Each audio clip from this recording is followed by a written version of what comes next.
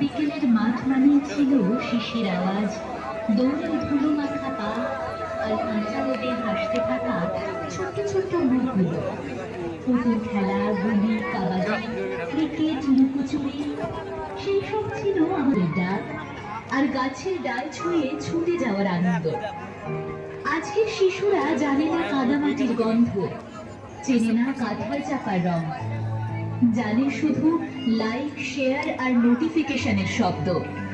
এই যে হারিয়ে যাওয়া শৈশব, সেটাই আজ আমাদের থিম, বন্দি শৈশব, যেখানে আমরা খুঁজে ফিরি সেই হারানো হাসি, সেই মাটির গন্ধ, বই পড়ার আনন্দ, আর ভাবি প্রযুক্তির জালে আটকে পড়ে কি আমাদের ভবিষ্যৎ ভুলে যাচ্ছে নিজের শিকড়।